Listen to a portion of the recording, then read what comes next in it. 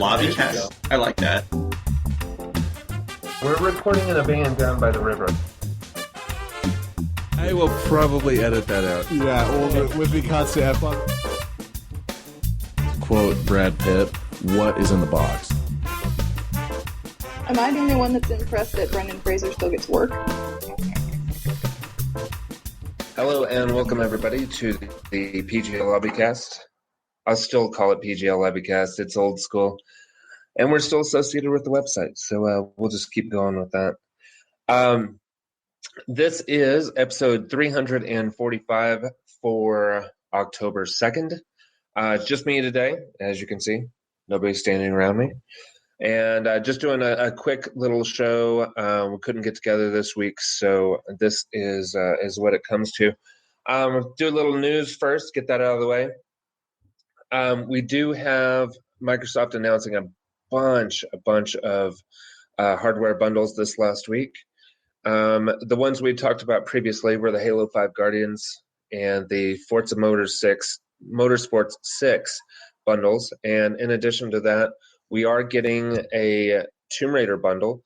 And that's kind of a cool deal. For $3.99, you're going to get the Rise of the Tomb Raider, the new one coming out. Then you also get Tomb Raider Definitive Edition and a 1 terabyte hard drive. So pretty good deal there for $3.99. Another bundle for $3.99, and of course, all these depend on your taste, of course. And we've got another 1 terabyte coming for $3.99 that has the remastered Gears of War plus all of the 360 games, 360 versions of Gears of War, and a Rare Replay and Ori and the Blind Forest. We've got another one for $3.49 that includes the Lego Movie game and a 500 gig hard drive. So it's a little smaller capacity, but you're also getting a lower price at that point. Gears of War bundle, even though they already have the one I mentioned previously, this one is a white 500 gig with Gears and the remastered Gears and the previous 360 ones and Gears of War 4 beta, and that one's going to be only found at Walmart, and that'll be in November.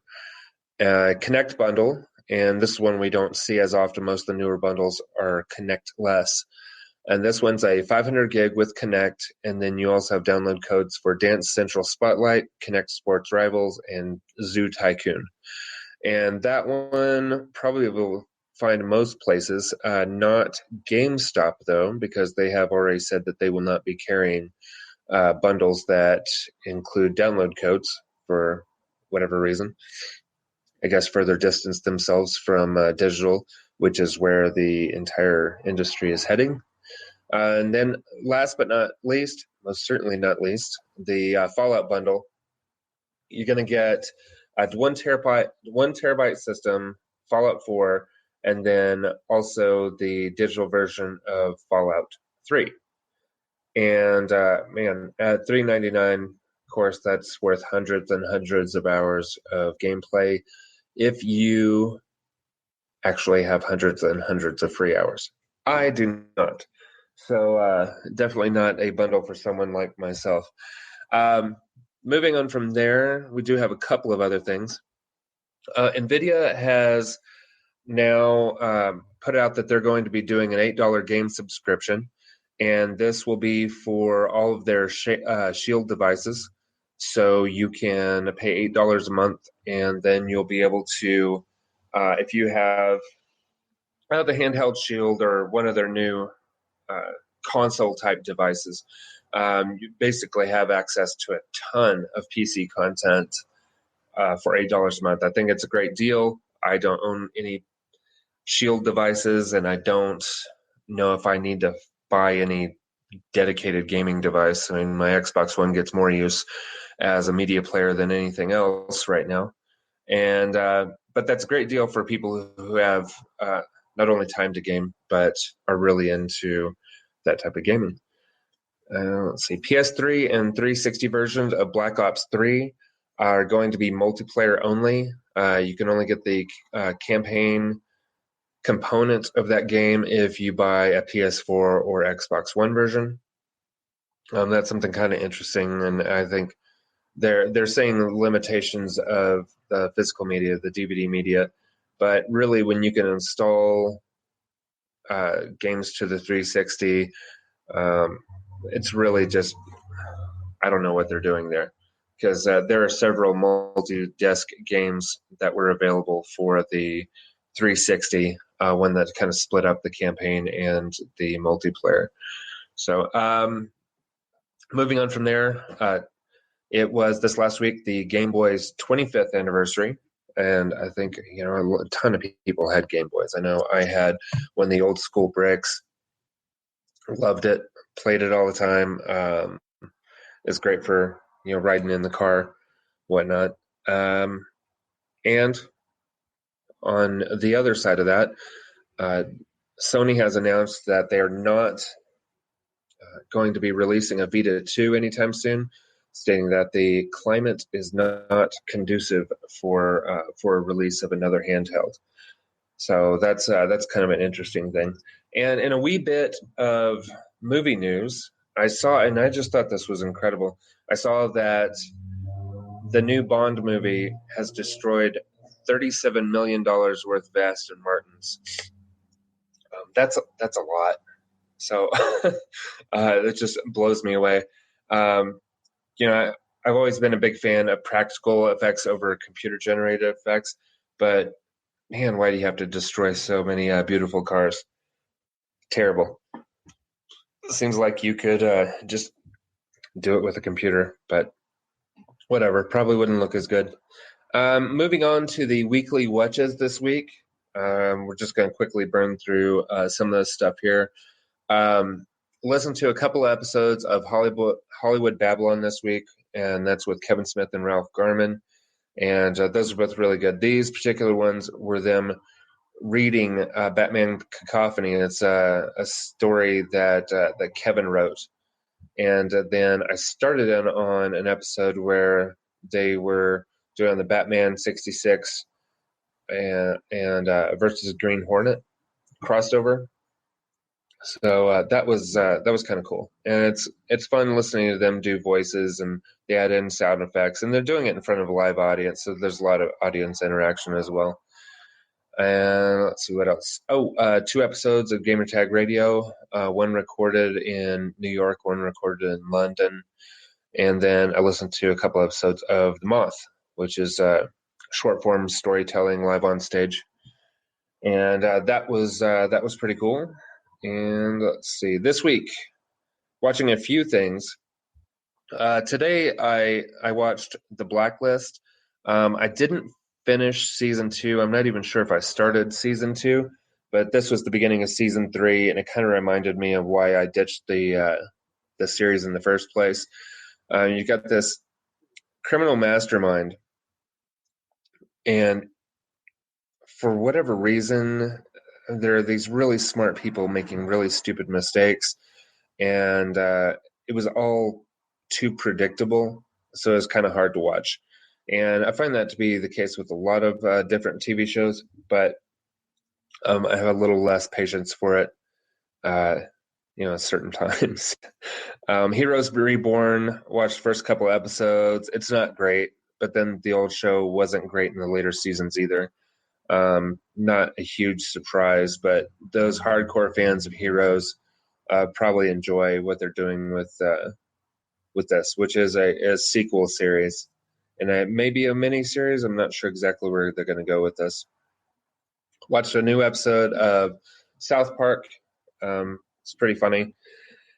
Picked up a new show. It's only new to me. I just wasn't aware of it before. Will Forte does the show called The Last Man on Earth, and of course he's not really the last man on Earth, or it would be a pretty boring series. But it's just this kind of loser individual and his interaction when he comes across other people that have survived a virus outbreak. It's pretty funny. January Jones has done a good job in the first season. I'm not sure if she's going to be in the second season, but she was pretty funny in it. And I don't know, it's just kind of enjoyable. Kind of plays off of stereotypes of other end of the world type movies. And let's see, moving on from there, watched an episode of Fear the Walking Dead. It's not great. They had a real opportunity here to really show what the start of the outbreak was, and they haven't really done that. It's just kind of near the beginning of the breakout or the outbreak, and it shows more of the breakdown of society and the kind of things that the military's up to and this, that, and the other. It's minimally interesting. There are a couple of new shows here. Blind Spot, and this is about a woman who is found in Times Square, I believe it is, in a giant duffel bag, and she's covered with tattoos.